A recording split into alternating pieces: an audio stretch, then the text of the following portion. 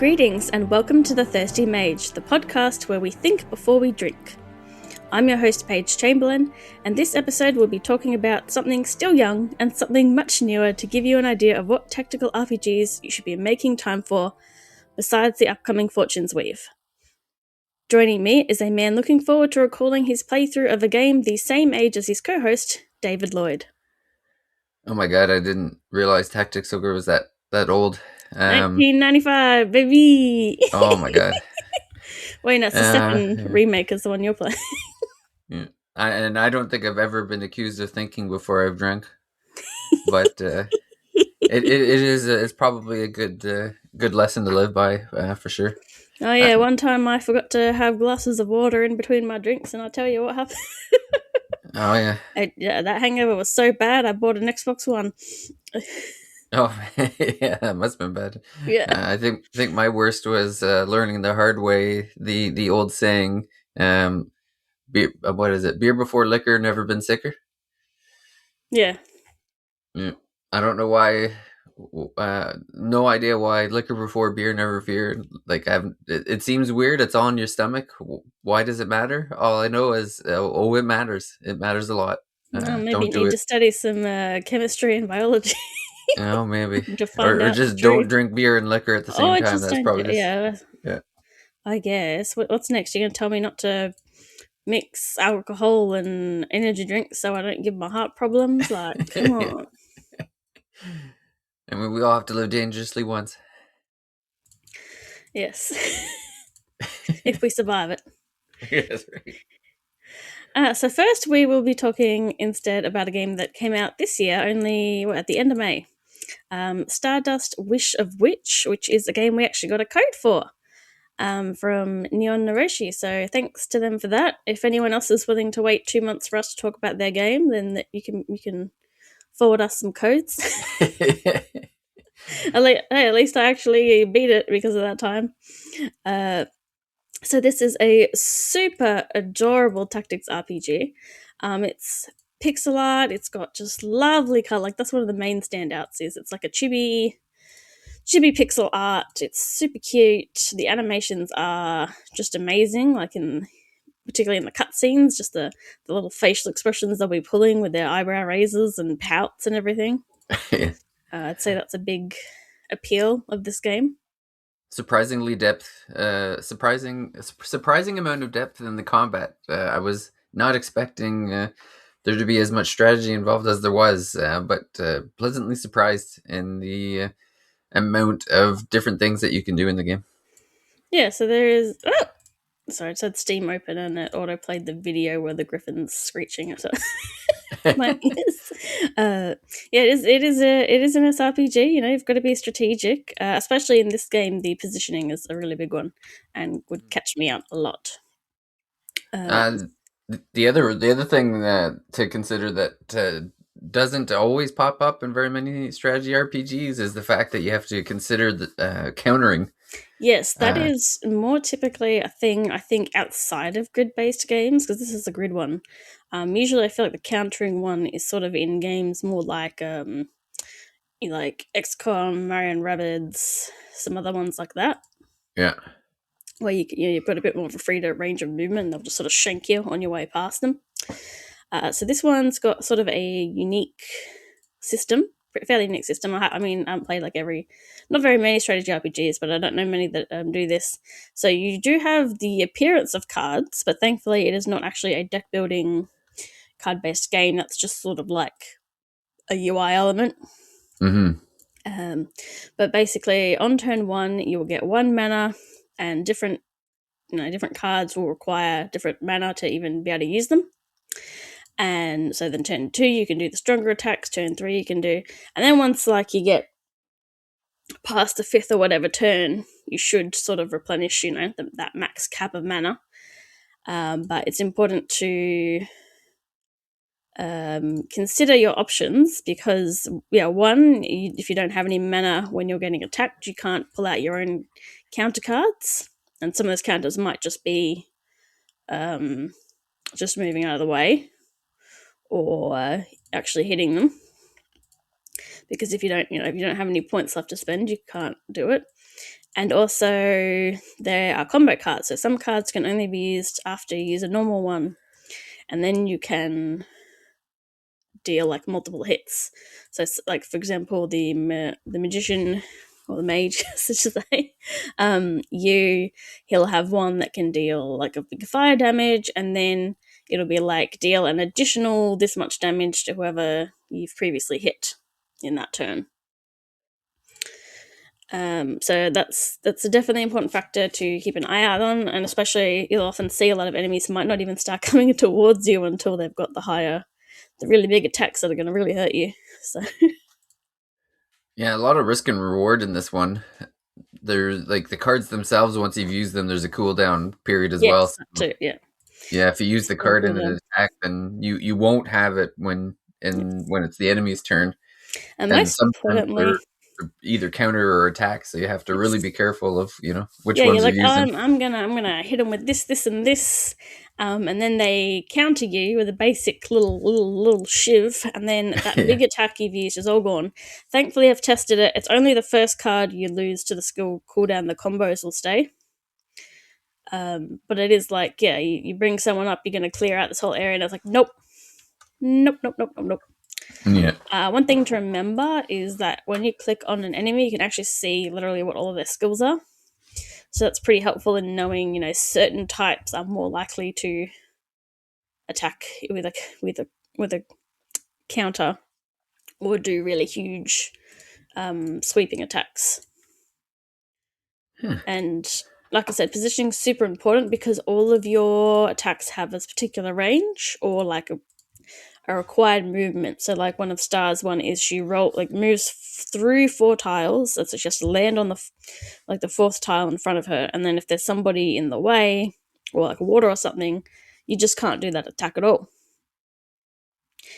Thankfully, you get to sort of, until you commit to doing a move, you can sort of cancel your movement quite freely. You can go, so you can set it up and go, oh, I can't do it. Oh, I can't do it. I can't do it. Again to you. Yeah. I appreciate the fact that when you move, if you realize, oh crap, I shouldn't have moved there, they will allow you to cancel it if you haven't done an attack yet. I know it's gonna be hard to play other games that don't lead. I know it's good. Yeah, I'm gonna be really mad in next strategy RPG where it's like, sorry, you've moved. Yeah, that's it for you. I was just thinking about it. I was just thinking about it. I just wanted to see where this would go, and this was not the best decision, and now I'm being punished. And yeah, so I really liked using Yu because he would have one attack that would hit every enemy within a 5-tile radius, and that's from like the one you click on. So they have to be like, I think within a 5-tile radius of you, and you click on them, and then it's like a wider range, like a certain sort of shape of a range, and then it'll hit everyone that fits in that. So then you're like just sort of wiggling around trying to line up your shot, basically. And then he became significantly more useful, I think, later on in the game. Which chapter did you get up to? I have no idea, but I know I was. Yeah, I'll check your Steam account. Yeah, I know. I got to the point where I was like walking around the village on patrol.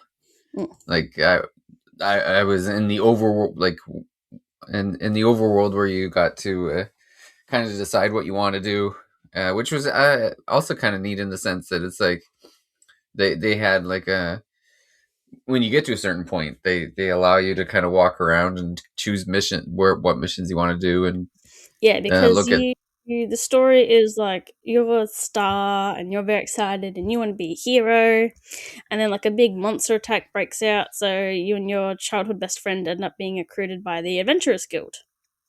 And a lot of it is you upsetting people with how super cool and awesome you are and the favoritism you apparently appear to be getting. Yeah. But yeah, you're part of an adventurers guild, so aside from the main story quests, you can pick up side missions, which obviously will help, get you more money and other resources, which you'll use later in the game, as a lot of the features don't unlock until almost halfway through. So you'll be walking around town and they won't let you eat, and the blacksmith won't talk to you, and like, Yeah. come on, man. What do you mean I'm not a proper adventurer? I did find maybe around that same time, the optional mission. Some of the optional missions are repeatable, some of them aren't too. So that's always like, eventually you'll get, because you can have a team of 4, and eventually, like, you'll have different party members. So if you want to level them up because they might be a bit behind, then it's good that they have repeatable missions because you might need it. And yeah, so the other systems you get in terms of, well, first of all, the actual party members themselves, like, there's not a huge cast, but they all sort of have, just different setups because they're all their skills are, fairly unique to them, the ones they can earn. Like, there's no shared ones really. Like, some of them might behave somewhat similarly, but like they're all quite different. Like Charlotte, she's sort of a tank, and she has basically a buff that she can't use certain cards unless she's got the buff active. So she can't even use the counters unless that's set up. And some other characters I didn't really use that you get, they all sort of have things intertwined with like setting up their buffs or setting up some kind of separate stack so that then they can unleash really tough attacks. And towards the end of the game, you get a couple of mages who do a bit of like field control. So, one can create like fire on the ground, and another one can create poison on the ground. And I say the fire works kind of well with, you get a bit of synchronization, I guess, with you, because it's like, she could put down a fire field, and then you could have him. She's got one where she deals damage to anyone with like burn, so they can sort of help each other out a bit. Although I would really put, I usually make one problem with anyone who's not like Charlotte or maybe Star, they're a bit squishy. Oh, You get hit hard in this game, I tell you. Really want to keep some of them as far away as you can, but then they need to be close enough to actually deal damage too. Yeah. But so the mechanics that you won't have access to yet, basically there's almost a gacha-like system in terms of your skills. So you get these little things whenever you beat a quest, and you're like, well, what do I use that for? And then eventually you get access to the observatory, and basically for 3 characters you pull 4 random cards, and then these cards are the same skills you already have, but they might require, they might deal more damage, but then they cost more deck points, because basically there's a set number of skills you can actually have equipped, but they also have a value, so you can't have all the super strongest attacks on you. Yeah. Well, like the best ultimate and the best like this and this and that. Well, you wouldn't want to either, because you get wrecked at the beginning of a match while you're waiting for the mana to build up or whatever. Yeah, you wouldn't have enough mana to even do anything for a few turns. Yeah. Maybe that's like, I think at the end of the game, maybe that's less of a problem because the maps become a bit more spread out. But early on, they can get right on you, so you don't want to be left in the lurch. And that's another thing. There's ultimate. Everyone's got like an ultimate card, but you don't have to have it equipped on them. And that's the only one. So, like I said, you've got mana, like you've got to wait the turn to use it, but later on in the game, you could have an item that gives you an extra 2 at the start or things like that, an equipped item. And so you don't have to wait till turn 3 to use those if you've got the extra. But the ultimates, you do have to wait till at least like, I don't know, 5 or 6 or something, like quite a few turns before you can use them, which is because they are fairly strong. And then again, you can upgrade them so that they're actually very, very strong, and they can take out a large group of enemies, or at least bring them down into damage. So a lot of fights ended up coming down to having the ultimate. Another thing is there's not a lot of bosses, but a lot of them, that's what you gotta save your combo cards for them, because they'll do like basically a wipe attack, and you need to stun them by pushing combos onto them. Yeah, they're pretty neat in the sense of, again, a lot of these strategy RPGs, you don't see this sort of thing where the bosses are like multiple spots on the grid. Yeah, big. Yeah, they're big. So that's kind of neat sometimes it was a little confusing of like, okay, which grid is, am I hitting the boss? Like you just got to make sure. Um, not that it's like math is Doesn't involved, but you, usually let you whiff an attack because, like, if it doesn't hit something, it kind of doesn't let you enact it most of the time. I yeah, think. like it'll show, yeah, because it like when you select the attack, I think it'll like show that it's hitting the guy, so it's you're okay there. But it's, I guess it's more for just the positioning of like a couple of the big bosses. It was like if I stand here, will I be in range of the attack or not? Yeah. Um, but Yeah. again, it's good that it gives you the option of like if you move there and then see your oh crap, I didn't get close enough, then you can cancel the move and then go to the spot you need to go. So it's useful that way. Um, did you play? Because so this, I guess we didn't say up front that this is so far or as of now, this is just a Steam game. Yes. Uh, did you play on PC? Because I played Yes, I did. exclusively on my Steam Deck. How did it control on Steam Deck with the like the grid sort of? I found it was fine for me. Like Okay. yeah, I didn't notice like there was no problems. Like it didn't feel weird. It seemed no, like you were saying, I was kind of playing Tactics Ogre at the same time. Uh, and so again on my Steam Deck, and it was pretty much felt the same way. Like you just use the D-pad to kind of move around the grids, and then selecting things was easy. Like I don't think I used the touchscreen at all. The only thing I didn't realize you could click on the enemies to see their stats. So Yeah, I'll have to if you start click doing on them, that. no, that'll show you their skills, like what Yeah, in there. Yes, it's very very handy because you're like, oh, that how's would I be supposed to handy. know this? And then it's like right there. Yeah. Yeah. So Um. that's something on the Steam Deck. I guess I'm assuming I could probably do that just like touching the touchscreen to see them. So I'll have to remember that Yeah, well, you when just I click on them keep on. going. Yes, I was playing on desktop, and you just like left click, right click, Yeah. cancel, sort of easy peasy, nice and speedy. I've got had the three times, well, not three times speed, but just like a fast forward option on, which is Yeah. handy because those I think I started saying and I didn't get onto it. The side quests start to get pretty hard, and some of them, and oftentimes it was just I would replay it and then choose to fight in a different direction or not change a lot around. But then the last few, I was like, I'm going to get back to this after I progress the story, and then the story was easier than those levels. Oh So, yeah.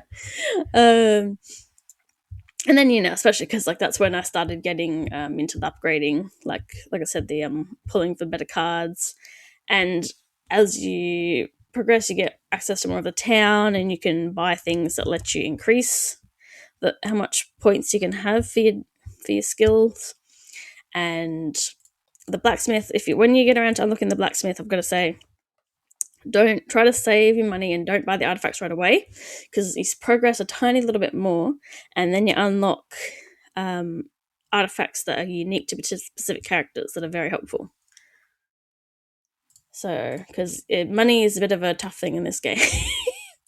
At first, you think, oh, I've got plenty of money, and it makes sense to buy the food to get buff because you can buy food before a mission and get a buff, or like that, maybe +2 attack but minus whatever 1 health or whatever for the entire fight. Yeah. And it was like, yeah, it makes sense because I still make more money out of this mission than like what I spend. But eventually, it was just like, oh, I'm constantly broke. uh, one thing I didn't use much in this game was items because you could have health potions, but I think I only used it once or twice because they just cost so much money. Just so much. And because there's not really any. The only reason you don't want somebody to die is because you want to beat the level. Yeah. There's no consequence at all otherwise. There's a couple of characters that have sort of a revive mechanic as well. So it's obvious it takes that into account. Yeah, there's some levels where the side ones where I've just got the victory screen and it's everybody but one person dead on the ground. And Yeah. what's really annoying about that? They're in the way. They don't Oh disappear. They don't yeah. disappear when they die. So then you Oh can't. yeah. That happened to me where it's like I had to like I'm trying to like finish them off, and I'm like, get your carcass out of my face. Yeah, I can't attack them. Like yeah. yeah. It's like get out of the way. Just sleep Yeah. in there. No, they don't disappear from the screen. They just occupy the square, and then Well, it's like they just unusable. passed out. You know, they're not dead technically. I guess you could also use them as a barrier if you know if you want Yeah, to. Yeah, just a corpse. yeah. Corpse shield. One thing I liked was it's a little Genshin like in that a character might canonically be somewhere else, but you can still have them on your team. Oh, yeah. Because the cutscene might be you with like 4 people, but you've got somebody else in the actual fight. Sometimes it restricts who you can have in the party, like for certain missions, but not a lot of the time. Yeah. I did get really annoyed. Most of the story ones require like Star to be in first position, whereas in the side quests you can change it around. And I preferred to have Charlotte in front, you in second. I used Shinyu a lot till I replaced them with one of the last characters you can get. Actually, I think it might be the last character you can get, just because they were not very helpful at that point anymore. And Yeah. Star as my heavy hitter for last.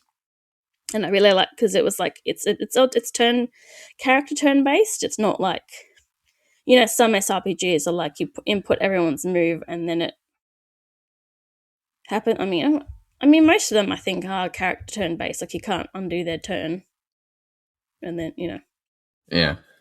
But yeah, so it's who you have in what order does matter. Yeah.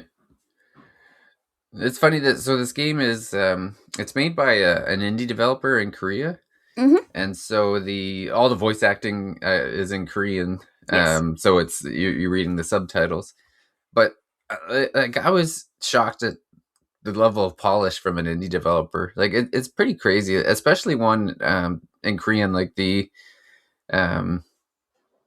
I think there was a couple funny spots for the translation, but otherwise it was pretty decent. But just the number of environments that you can fight in, and just the polish on the animation itself, and how well the combat system works together. It's just like, and this was the first game that I can tell, like, because just on their Steam page, they don't show any other games. It's only this one. Yeah, I'm not sure. I didn't really look too much into them. They're called Kniv Studio. I don't know how Yeah. to pronounce that because my brain just goes, there we go, games. It looks like they're in the game, so I'm not sure if the developers had worked on other things or not. But Yeah. probably But wouldn't. just There probably wouldn't crazy be any worse. how, like, I mean, if this is really their first game, it's just like, wow. It's like, I don't know how you're able to do so good on the first go. Like it's pretty incredible. Well, I do know that we've experienced like a couple patches because there was some issues with like trying to click on the right spot and stuff, and they fixed that. And they've actually added free DLC. So there is now an extra post game quest to unlock a character who's like a villain in the game. Yeah. And you can play as them afterwards. It is funny to see like the Steam stats though, because it's like 12% of people beat the game, and then there's only like 2 other achievements which are like beat all the missions or whatever, and only 3% of people have done that. This is a bit of like only a quarter of the people who beat it did that. Well, I was laughing at one. So there's one there that says 100% of the game, and then gave it a 4 out of 10. It's like, what? Oh, yeah, that one. Oh, I see. That's actually what I was going to say. Certain things a few things there I agree with, but like they had a list of cons basically, and one of them was just Korean game, and then complaining that it was dubbed in Korea. Which, first of all, don't write negative point Korean game. That's just don't say that. Yeah. But complaining that they don't have an English dub, and it's like, well, there's a lot of people whose first language isn't English either, and they have to deal with. Yeah. The things they were complaining about in the comments were like, oh, I don't get to feel the emotion. But for me, the only negative point of being a Korean dub is that like I'm looking at the words instead of seeing the cute little facial expressions they're all making when they're talking to each other, because they pull some very funny faces. Yeah, very expressive, especially for like the chibi style. But yes, like, very. All the actions are kind of larger than life. Like especially the main character, like she's just like full of emotion. Yes. Yeah. So. And some of the other person's complaints were stuff like, I'm not the average Steam player, or I'm complaining because it's not a 4K resolution or different options like that. I'm like, I don't care, No, like it looked good to me. Like, It's funny, the screenshots, just on the Steam page, they look a little bit better than what it looked like on the Steam Deck, but at the same time, I don't know if I really played around with the graphical settings. Like I probably could have made it look a bit better, but Or I I mean, I just had like no complaints. It looked good the way it was. Like it's a unique art style, it's and like very cute. yeah, all the enemies are very expressive. Like when you attack them and stuff, like the wolves have like the like like you hit them and then like their eyes bulge out and their Yeah. tongue sticks out. Like it's hilarious. Like it's very very cartoonish. Mm. Um, yeah, one other highlight is the music. I don't know if you've done like any fights in the town. Yeah, Yeah, the track that plays on those missions, yeah, it's good music. so It's good. yeah, I love the main town theme too, because like after a little while, like they just bust out like a saxophone or something. It's great. yeah. Like honestly, the track that plays when you do I think it's called Combat Instinct. That one, I was like, I swear it sounds like something that belongs to Smash Brothers, but like it's not. It's not like, as far as I can tell, it's not directly ripping off anything. It's just really reminiscent of it. Yeah. I guess maybe similar instruments or things like that. But yeah, I actually bought the soundtrack because we got the game for free. But I bought the Oh, soundtrack yeah. because I really liked it. Uh, Well, and the game is it's only $30 when it's full price, like mm, Canadian. And then like right now there's a special promotion with 20% off. But I mean, even at $30, like that's a pretty good bargain. Like well, I beat the this is game yeah. in 15 hours and I did most of the side quests up until like the last few, and I haven't done the post game sort of challenge ones. So I'd say that's pretty good value for money. Yeah, for sure. It'd be interesting to see.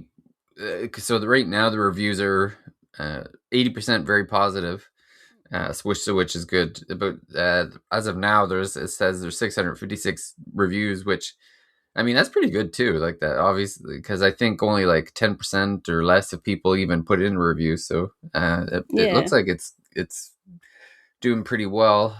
It'd be interesting to see if they end up doing console versions of this. Like if it was successful enough to. It Yeah, seems like a game that would do well on Switch. yeah, it would be nice to play it on that. Although I don't play on my computer very much, and I still like it felt good using the mouse and that. And well, if you get a Switch 2 version, Well, it's but funny. So, like, the Switch 2 has like the mouse option, but at the same time, like I said, I've played exclusively on Steam Deck up until this point and had zero issues. Like, it played perfectly it's for me. controller ready anyway. Yeah, Yeah. Story wise, obviously, I'm not gonna say too much because you haven't gotten far into it. It's sort of there's a lot of, because it's sort of like you're always regarded as kids. I don't know quite how old you are really, maybe like early teens. Um, it's sort of like the adults in your life are arguing around you a lot. And then, stuff starts to get a little bit serious, but the focus, even though there is like a tiny bit of political intrigue in that, it really does just focus on Star and you. So don't yeah, expect the politics in that to get developed too much because it's mostly about the titular protagonist. yeah. It reminds me of Trails in the Sky. Eponymous? Like How do the you say that word? yeah, Eponymous. like it gives a lot of Trails in the Sky vibes because it's like again there's like there's two characters like the girl and the guy, and the girl is like Childhood the best friends. yeah, and they're like childhood best friends, and they're she's the expressive one, and he's kind of like the serious one, and they become adventurers, which is very similar to the Bracer Guild, and they're a bit younger than everyone else around them. Like there's a lot of similarities there Oh, so in the structure. Like you could see a lot of the similar vibes. And then again, the combat system, like obviously this one is like a grid based turn tactics, but at the same time, like it's not far off from what Trails in the Sky was too. So there's well, yeah, positioning is really important in those games. yeah, so yeah, like but yeah, this one I guess would be more anime, like with the kind of the storyline. Oh, I guess it's not that far off, really. Like it's again like a lot of similarities there for sure.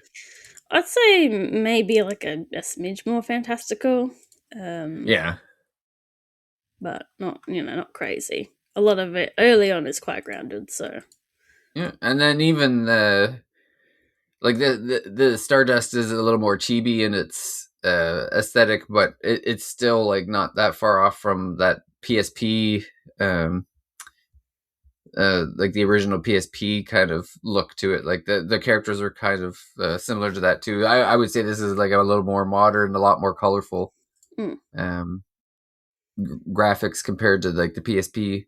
But again, like I would say like Trails in the Sky fans would probably enjoy this, like just based on the same kind of vibes. There are some things I'd like more of, like a bit more map variety, especially early on. It's kind of the same same map repeatedly, Yeah, different spots, and maybe some more boss fights because those are pretty cool. Uh, certain aspects being kind of locked until the later half of the game. That's a bit annoying. There's a lot of awesome character designs in town, and they kind of just they don't do anything. you know. Um, so I can see the point when a lot of reviews are like, "Oh, it has potential" or whatever. But personally, I think it's a pretty fun little game. For what it is, and like yeah. I hope it. that's not to like not in a like condescending way. Like it is, Yeah, I really liked it. I sort of played a little bit, and I always found it like just one more try, or just one more level, or just one more level. yeah, yeah. Well, I feel like hopefully it did well enough that they continue to make more and stick together, because it feels like this was an incredibly solid first game, and they have tons that they could build on from here. I Like will if they say take there was a teensy bit of like sequel bait at the end. yeah So maybe if they reuse some of these assets, then they could probably, if they do want to do a sequel, they could probably get it sooner than later. yeah well, and they could like build a bigger game from there too, like if they're taking the combat system they have and yeah, like the environments and stuff, then yeah, they could just make some additions and then make potentially a bit longer game, or add some to the combat. Like it just seems like they've got a good base. Like they made a solid game here, and then yeah, they got plenty that they can go with. So, but like it's funny. I've got the trailer just kind of running and just seeing like the animations are Yeah, crazy good. they're really good. Yeah, Um, yeah, so it's definitely, I think if you're interested, you should definitely pick it up because I really liked it. yeah, And it's not that expensive either. So unless you're really hoping they do a console port, I'd pick it up because my computer's not great and it runs fine, and you said it works good on Steam Deck. So yeah, yeah. It's definitely like no crashes, no problems. Like it's works perfect on Steam Deck. So, and I'm sure there'll be updates along the way. Like I'm sure there've been updates even since I've been playing it. So, well, there have been, um, and like I said, they added some post game content just the other day. So yeah. yeah, No, but you yourself have been playing a very political SRPG. yeah, yeah. So yeah, I've been playing. Trying. I feel like I've been playing Tactics Ogre forever. It is a very long game. Basically, like I actually tried to play it when it first came out, and it was too complicated at the time. Uh, or I don't know. I think my biggest beef was that it was hard to tell who my characters were versus the characters I was supposed to be fighting. Are they not color coded? Not very well. Like there's a lot of reusing of character, like the actual character themselves, like the way they look on the screen, like The sprite. the sprite itself. Like you'll have the same head, it'll be the same character, but it's like one will be green, and then one will be like a slightly different shade of green. So it's Jeez. you could easily be confused when you're fighting on in the grid of like, okay, was that the bad guy? but I played through Final Fantasy Tactics, and so I got through. I guess it's one of those things is like after you've played Tactics, like Final Fantasy Tactics, and then you try to go back to Tactics Ogre. I found it much easier because Well, it's the it's predecessor, isn't it? yeah, it's funny. Yeah, Tactics Ogre came first. Um, so yeah, so the original Tactics Ogre, Let Us Cling Together, it was actually developed and published by Quest. It was even before Square Enix. So I think what ended up happening, I believe the story is that like Square saw the game and they loved it, and so they convinced the folks that were making it, like Matsuno, to move over to Square and basically make one for them. So he made Final Fantasy Tactics. You can really tell a Matsuno game because there's so much politics involved, and there's a lot of nuance to the story. Like it's definitely not like a here's the good guys, here's the bad guys. It's very much pretty much most people are bad in some way. Very well, it's funny because the story probably resonates more now than it did back then. Of like basically like the ruling class, the rich folks messing everything up, and the everyone else just trying to kind of find their place amongst that or whatever. But tons of politics for sure. Um, and then I would say that Final Fantasy Tactics, the battle system, was more. I would say it was more refined. So when you go back to Tactics Ogre, it's very much the tactics style, but way more math involved. I would say like it's a little more generic than tactics because everyone can like the job classes can be assigned to everybody, and there's not a whole lot that changes depending on the actual character themselves. So you pretty much can manipulate things as you're going, but it's very generic in that sense. And So then you're saying the Square money helped out. yeah, yeah. Well, that's what like. I think like when they got to Square, and I think it's one of those things where it's like they probably I think they gave him some notes from what I've read and to kind of make it a little more unique, like giving that Final Fantasy like having more unique classes and having less characters. Like Tactics, there's less characters on the screen itself. So in like Tactics, where you could have like 20 or 30 characters in a battle, so some of the battles can feel a little drawn out. And so it's like to me, it's like if you're playing Final Fantasy Tactics is definitely the first game you should play before tackling Tactics Ogre, just because it's like if you get through Tactics and you're like, you know what, I love the battle system, but I want a little bit more, or I want a little bit harder combat system, or I just want more of the combat system, then Tactics Ogre is definitely the way to go. But it's definitely like Final Fantasy Tactics on cocaine. Like it's just everything is just dialed up as more characters, more in the menus for sure. Like I found that I was um tinkering with all my different characters a lot, and you have to make sure like they have the right items going into battles. And a lot of the time, a lot of the battles like in Final Fantasy Tactics, a lot of the time you're just like wipe out the field and you win the match, the mission, or whatever. But if you try to do that in Tactics, you're just gonna get wrecked because there's a lot of things where it's like there's one leader to the bad guys and you have to take him out. And if you think you're going to take everybody else out and take him out last, like it's just not going to work on a lot of missions. There's more strategy involved. Like one of the late, I think it was in chapter 3, one of the late ones, there's like one guy and he's surrounded by like he's like a beast master, so he's got like griffins and dragons, and it's like, okay, I'm going to try to take out the animals first and then take him out. And it was like, okay, that's just not happening. Like I was just getting pounded. So it's like you basically have to like have have the animals kind of draw them to one part of the map, and then send someone out to take out the Beastmaster so that you can get through the mission. So there's a lot of getting into a mission and thinking like, okay, how am I going to tackle this? What kind of strategy am I going to have to work with here? And it's funny, like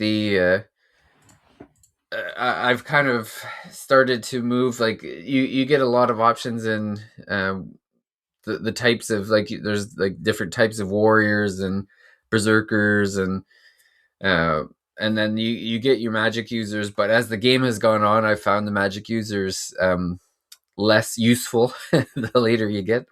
So I found myself kind of going towards more of the warrior types in later in the game, sort of thing. But yeah, it's a lot. Like there's a lot going in the game.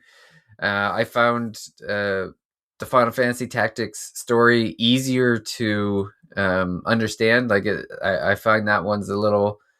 And it's funny because like Final Fantasy Tactics itself, like a lot of the story is like you go into the bar and talk to the bartender and he'll explain things.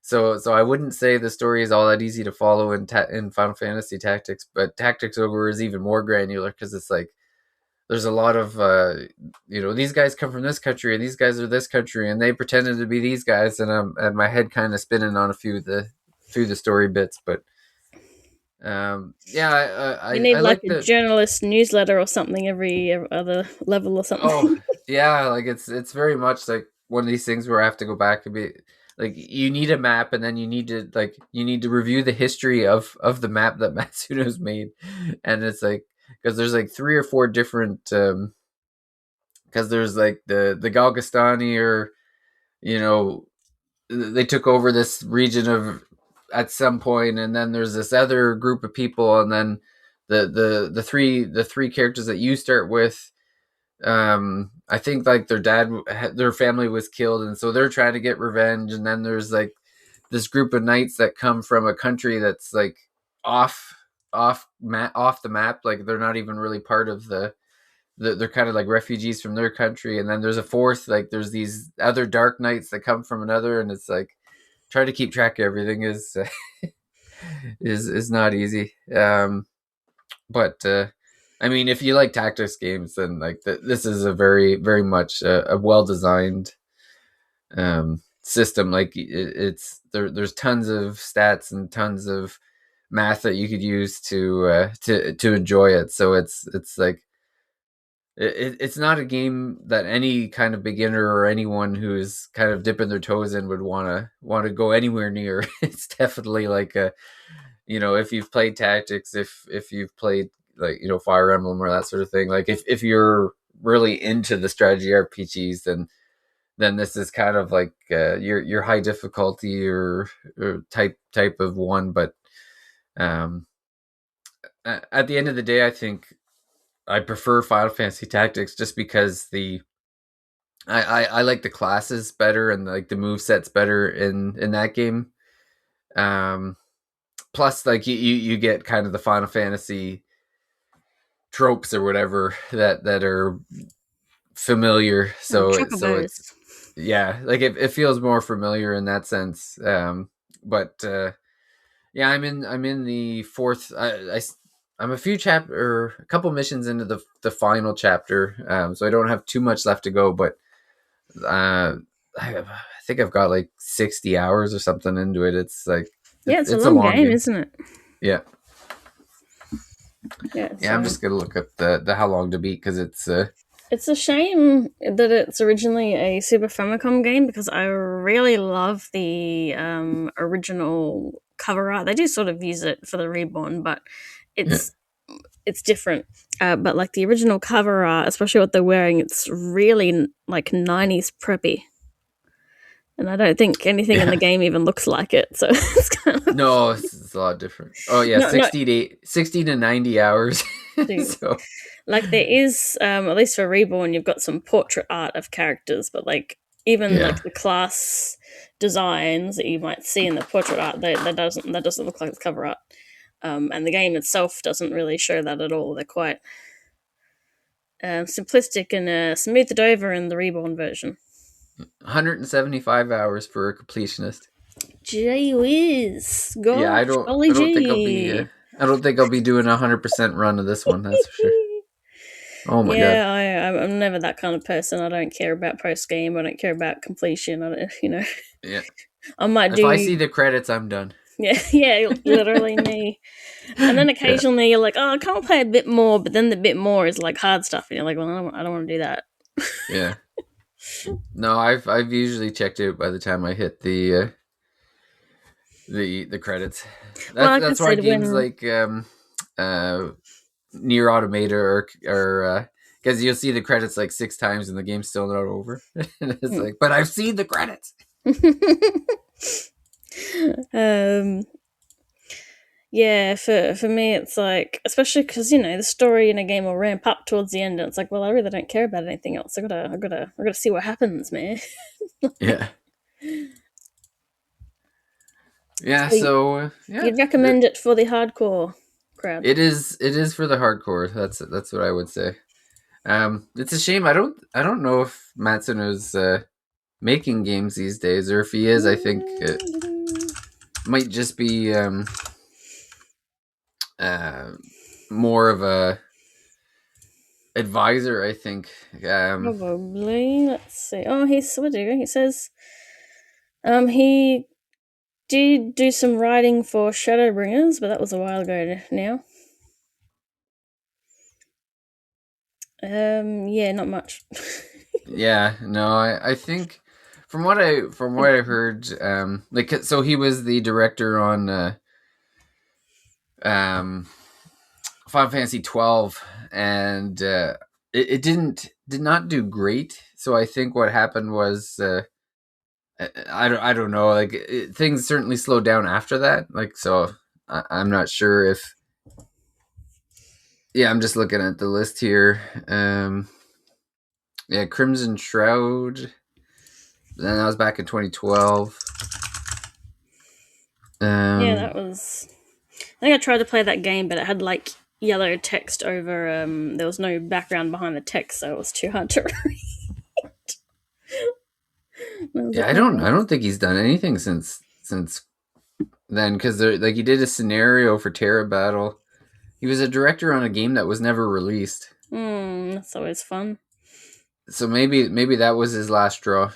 Yeah. I think it was a platinum game. Kind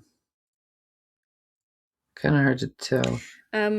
So with the Tactics Ogre, do you have like optional missions you can do, or is it just sort of you really have to make sure people level up and stuff? You can do, if you need to level up, you can do, like, so on the map you can go to an already defeated place and do a training where you'll fight people on the like in that map, on that map, if that's like, if you like that map or whatever, you could do a training mode, and then you'll go through that one is like just defeat everybody. They're usually not very hard, the training, and then any level ups that you got when you're there, you keep going into it. So there was a couple times where I like got wrecked in a mission, and then I'm like, all right, maybe I should grind like 1 or 2 battles here, and then I'd go back in, and then I'd be all right. There's one optional area where it's mostly just like, I think it's like a swamp or jungle or something, where it's like there's a bunch of things you could fight here, but it's not necessary for the main quest. And then I actually haven't gotten there, but I know in the chapter I'm in, there's going to be an optional dungeon called Palace of the Dead, and I guess you can like fight your way through that for, again, like to build up your party. But I wonder if it's because like I typed it up because I thought maybe you're up to it, because Palace of the Dead is a thing in Final Fantasy 14, and it's like a randomized dungeon. So I'm wondering if the Palace of the Dead from Tactics Ogre is randomized or not. It didn't look like it, because it had, when I was reading it before we started here, and it talked like, well, it might be slightly random, because I know there was they had different levels and what were happening on those levels. So maybe it's like at certain points in the palace, it has like a specific thing, but and then in between are random. Maybe, I don't know, but it's too bad that Matsuda is not making games anymore, because like the ones that he made have been pretty fun. I still need to go back to Vagrant Story, and that's like one of my That's big backlog games that it's what a like, oh different man, I kind of really need game. to play that one. So I just chuck it in the game club list, and you and one other person will beat it. Yeah, it's been tossed around to be played a few times, but has never actually. Should be an October game, I think. Not that we have time in October, but you know. Yeah, so now that you've got a Switch 2, though, are you going to pick up Fire Emblem Fortune's Weave? I believe I'm going to. Yeah, Yeah. the You're like, only no, it's a bit no, the expensive. only downside is that it releases on the same day as Trails in the Sky Chapter 2, Yes, it does. which is Yeah, I said unfortunate. I'm picking up like possibly 4 games. One of them I have to import though. Yeah. Yeah, because like we've said many times, Trails in the Sky second chapter September 17th. Fire Emblem Fortune's Weave September 17th. A port of a music game called Maestro, where you're a conductor for Nintendo Switch, September 17th. The Oh god. Minero amiibo from Tears of the Kingdom, September 17th. And the digital release of Another Eden Begins, September 17th. It seems the Japanese copies do have English support, although Access Games said next year they will be publishing a physical, but like, I mean, for me, Access Games hasn't released something in Australia in forever, so either way, I'd have to import it. So it's like, well, maybe I'll just import the version that's out sooner. Yeah. But I don't yeah, know what, like, September 17th, like, why there's so much going on that day. all It's that like, come matters on, is there's other days in September, guys. I know they could have released some on my birthday. All that's getting is the Switch 2 game keycard version of Dragon Quest 11. Oh. But yeah, anyway, lucky me, I took off some leave, so to be deciding which game to, like, do I play? I think maybe I'll play Trails while the kids at daycare, and then play Fire Emblem when she's home, because I can play on the handheld for that Yeah. one. So yeah, Nintendo of America posted a tweet, because giving us a little teensy bit of detail about Fortune's Weave, where we've got free time. One thing that's confusing me though, it says, so we've got possibly like a calendar system, and then there's this another screenshot where we've got sort of a map we can wander on, and it looks like you've got spots where you collect resources and stuff, and I guess you're taking turns to go to each spot on the map. And they have confirmed that we get dungeons in this game, which is very exciting. Okay. So that might be a very time consuming game. Yeah. I said I was going to pick Kai because I was like, I'm the least interested in him, so I want to get him out of the way first. But I don't know. Maybe it'll be like 3 houses, and I only end up doing one playthrough. So Yeah. Well, what, 3 Houses, it was like a 60, 70-hour game, right? Like I think so. I don't know. I might have taken less time myself to just do one route, but yeah. because I'm almost positive so like the routes all have the same beginning, and I think the beginning was like 30, 35 hours. Because I remember I played through two runs of 3 Houses, and I just remember being like miserable for the first 30 hours of the second one, because it's like, I've already done all this. Yeah. I gotta do it all again. 30 hours.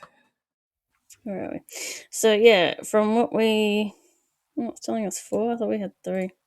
Oh no, 4. Yeah. So from what it seems like, we have a choice of like 4 protagonists to pick from. Yeah. So it'll be interesting to see how different it was, because like when I played 3 Houses, I think the plan was with different people we're going to do different stories, and then we can just talk about it instead of having to do it. Yeah, I don't see myself doing this, but like it'll certainly depend on how many hours you got to play. But I'm thinking like Yeah. at least half of the game, if not more, will be the same. Especially with because this extra content with the dungeons and stuff, it's kind of like, ooh, maybe I don't want to do a second play. Yeah, As much as I'm like interested in those concepts, it's a bit more like, oh, geez, it's not just the tactical battles now. yeah, But that means it'll be good value for money as long as I actually eventually do another playthrough. yeah. Well, especially this game is going to be like $125, I think, because it's the extended price. Yeah, let me see the Australian price, like full retail. Yeah, 120, 119.95. Yeah. Probably a smidge cheaper on the eShop because they're doing that slightly. No, the eShop, not Nintendo.com.au. At least the game will be actually on the cartridge. Yes. Well, the only one that hasn't done that so far is Procopia for, things that are Nintendo IPs, basically. Yeah. There you go. It's $104.95 Australian on the eShop. Oh, yeah. I already paid my copy off because for some reason, it took EV Games like 3 weeks to get the Fire Emblem pre-orders up. Oh yeah. So I just pre-ordered it JB Hi-Fi, and that saved me some money. It's only $110, so only a little bit more expensive than digital. I didn't bother with the collector's edition because it's just I don't have room for them. I've kicked all of mine out of that bottom cupboard because there's so many giant amiibos coming out this year that like I had to kick them out, and I'm already running out of room for those. Yeah. But also, when it comes to collector's editions, aside from the size, it's like unless sometimes I have like one little doodad I want, and I'm like, I'd rather you just sell that to me as merch or the art book. And half the time, the art books are just character sprites, and I don't give a dang about those.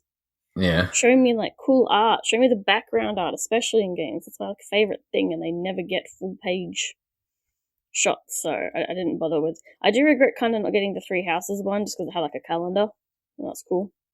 Oh yeah. I don't think I'll regret not getting this one. Yeah, I saw the Final Fantasy Resonance had a collector's edition, which was crazy expensive, but at the same time, you don't even really get time to consider it because it sells out in like a heartbeat. Well, and for me, like I can't get those Square Enix ones. They have a Square Enix merch store for Australia and like Southeast Asia now, and the postage is insane. But like, no, we still don't get the So for the Resonance one, it's what you got. See soundtrack, like a full soundtrack. That's pretty good. Yeah. And you get the art book. I don't know, and then like acrylic. Now now it's all like little acrylic stands, and it's like I don't want those, man. But it was like I think it was like $199, but then shipping is like $50. Like it's ridiculous. So yeah, I probably would not have even if I had the chance, but it sold out within about 15 minutes, so it didn't even matter.